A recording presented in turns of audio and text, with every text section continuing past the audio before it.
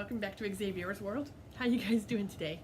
Alright guys, today I want to talk about a Netflix review. I know you guys love my Netflix reviews. You guys have given me so many wonderful views on it. Thank you guys so much for that. I'm going to keep doing these reviews because I feel I'm really good at it.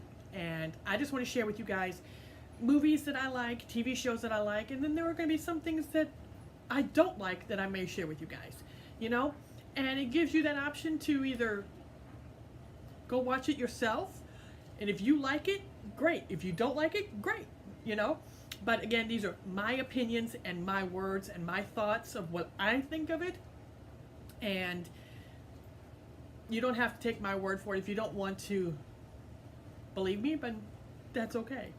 But anyway, the show that I watched is a documentary, and I love documentaries because it's very informative and very educating. This one was called God Knows Where I Am, and this was on a true story on a woman named Linda Bishop.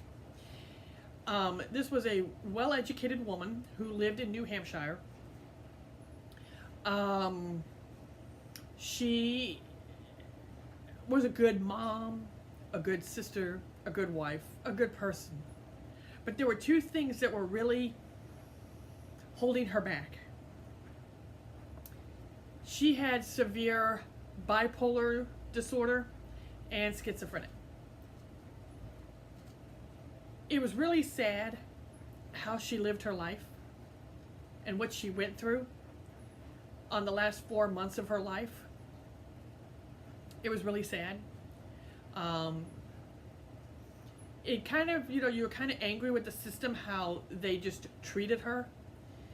And then you cry for her because you feel bad for her.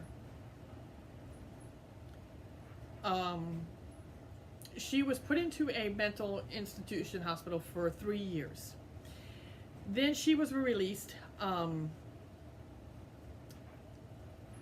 her own. They released her, and she wandered 10 miles from that hospital to this abandoned farmhouse, and she lived there for 4 months.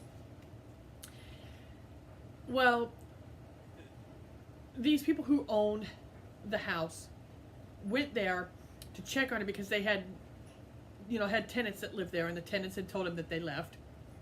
So they wanted to go check on their house. So when they were going in there, they were walking around the property and checking everything. The brother walked around to the front of the house, and he saw in the front of the house they have it's called a bay window, and it's to their main living room. And he looked in there and he saw a woman laying there, and she had like a blanket on her, and she had her shoes and her socks laying right by there. And there were 2 notebooks laying by her. And come to find out that she had left a journal of her days that she was there those 4 months. You can, when they were reading her journal, you could hear it in those words of what she was feeling that day. You could feel her happiness, you could feel her pain, you could feel her anger, her sadness. You felt it all. And she survived off of rainwater and apples. She picked apples, she picked like, 30, 40 apples a day, and she would just sit there and she would just set them on the floor, and she'd go, okay, this is for this week, this is for next week, this is for the following week. And she had it all planned out, how many she was going to eat a day. She was calculating it in her head, thinking, okay, if I eat 5 apples a day, if I eat, on this day I eat 3. She was just trying to conserve and make sure she had enough apples to survive. Well, as time went on, she noticed that there was getting less and less and less apples to be able to be picked. And she got down, I think it was December 7th, if I remember, she was down to 2 apples. And it was like all the way till from that day till January 13th was the very last entry that she wrote. Excuse me, that she wrote in her journal. Now you have to remember that this farmhouse was on a main highway. It was on a main road. And there was, across the road, there were houses. Okay? She could have gone to those houses to get help, to get food, to get warmth, to get shelter, whatever she needed. She could have gone there. But in her mind, she couldn't trust anyone. She had been hurt too many times. And, you know, when you're schizophrenic, you hear voices and things, they tell you things, you know, and her bipolar. She just couldn't trust anyone. She couldn't talk to no one. And, you know, it's just thinking how close she was to get help. How close that woman was. And it was just really, really sad to think that there would have been salvation right there, could have saved her.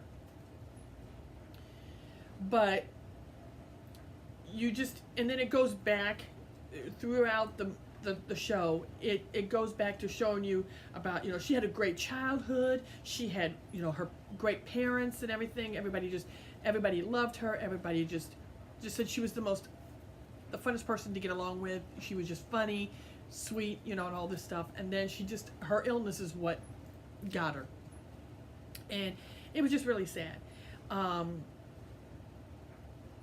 that, you know, and then it also just, you know, it just made you sad because she died alone, and no one deserves to be like that. Nobody deserves to die like that.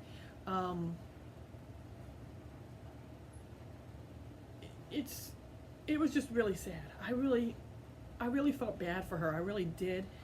I think the government kind of didn't do her justice. They just kind of threw her out there, and knowing that she was really far gone, that she needed help, and they just kind of just threw her out there to die. And her sister said at the very end, if her sister would have known that she was released, she would have done something. She would have taken her in and would have helped her and, you know, helped her. So the sister didn't know. And she felt bad that her sister was there for 4 months.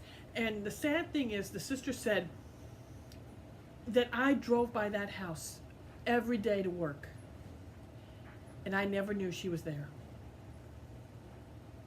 I didn't know she was released. I did not know she was out until she was dead. Then that's when I knew. And,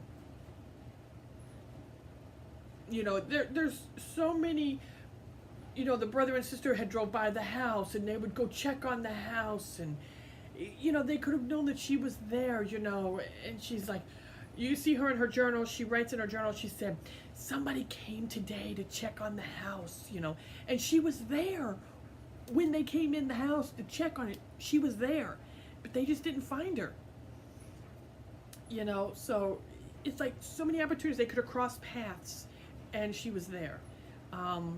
You know, like I said, there was houses across the street she could have gone to. There was so many things. There was just so many ways that somebody could have helped her. Somebody could have saved her, could have done something. But it didn't turn out that way. And at the very end, when she knows, she said, I'm getting so weak. I'm very weak. I'm having stomach pains and headaches really bad, and I'm so hungry. And she starts talking about God, and she said, God knows where I am at all times, and, you know. And then at the very end on her journal, she writes, Jesus, take me home. And that's when January 13th hits, and that's the last entry. She must have passed then, her body just couldn't go anymore because she did not have the food. So yeah, I do recommend watching this documentary. So if you guys are interested in something like that, definitely go check it out. I think it was well done, you know, and like I said, it was very sad, and yeah, definitely worth watching. So yeah, again, I hope you guys enjoyed this video. Make sure you hit that like, hit that subscribe button, and hit that bell so you'll be notified when I upload another Netflix. As a matter of fact, I am getting ready to watch another great show, so stay tuned for that. And yeah, I will see you guys all next time here on Xavier's World. Until then, you guys have a very blessed day, and I will see you all next time. Remember, God loves you. Thunder, thunder, thunder.